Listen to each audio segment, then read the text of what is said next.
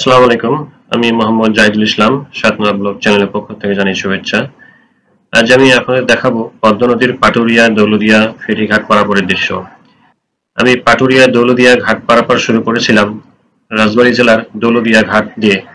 পাটুরিয়া দৌলদিয়া দুই ঘাটে রয়েছে বেশ কয়েকটি করে ফেরি নোঙ্গর করার ঘাট। এসব ঘাটে নোঙ্গর করে ফেরিগুলো। আজ আমি দৌলদিয়া ঘাটের ৪ নম্বর ঘাট দিয়েই ফেরিতে উঠব। ফেরিঘাটে ফেরি ভিড়ের সাথে সাথেই কাছাকাছি থাকা গাড়িগুলো ফেরিতে উঠতে থাকে। এক একটি ফেরিতে বেশ কয়েকটি করে বাস, ট্রাক, পিকআপ ইত্যাদি বিভিন্ন যানবাহন ওঠে।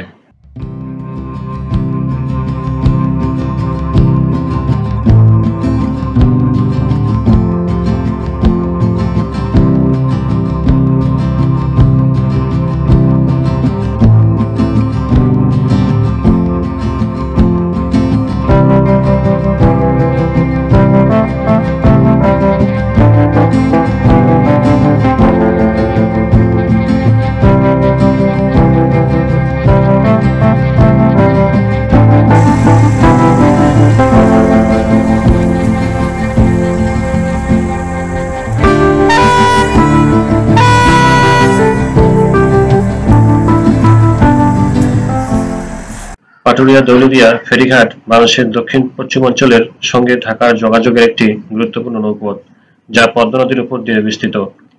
এটি বাংলাদেশ অভ্যন্তরীণ নৌ পরিবহন কর্পোরেশন কর্তৃক পরিচালিত হয় এবং দেশের ২১টি জেলার মানুষের যাতায়াত ও পণ্য পরিবহনের অন্যতম প্রধান মাধ্যম। এই ঘাটে বিভিন্ন ধরনের ফেরি চলাচল করে, যা ছোট বড় বিভিন্ন যানবাহন এবং যাত্রী পরিবহনে ব্যবহৃত হয়।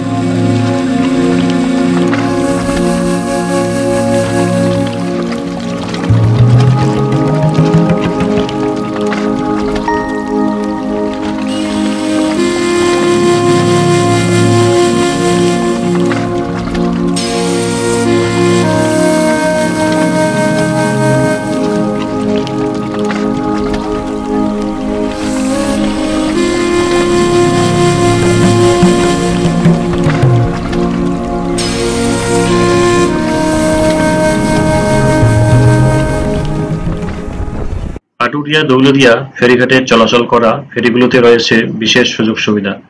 বিশেষ করে প্রতিটি ফেরি প্রায় বেশ কয়েকশো যাত্রী নিয়ে ঘাট পারাপার করেন। তাই যাত্রীদের কথা বিবেচনা করে প্রতিটি ফেরিতে রয়েছে পর্যাপ্ত নিরাপত্তা ব্যবস্থা।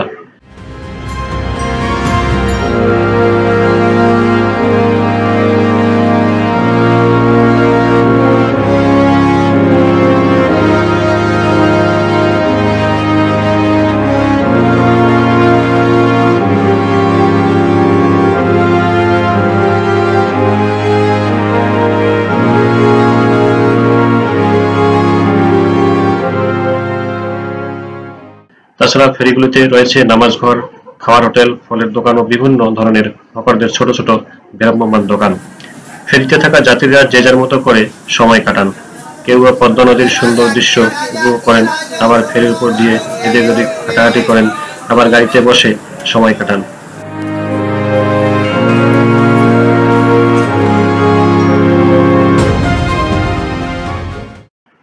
পদ্মা নদীর আবহাওয়া ভালো থাকলে দ্রুত ফেরিতে পারাপার করা যায়।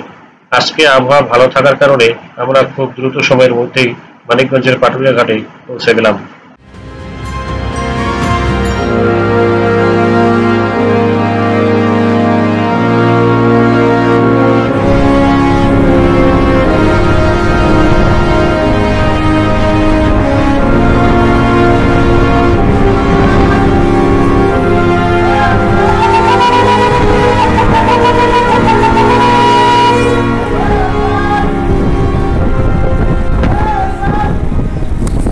বন্ধুরা, পাটুরিয়া দৌলতদিয়া ফেরিঘাট পারাপার ভ্রমণটি আজ এখানে শেষ করছি।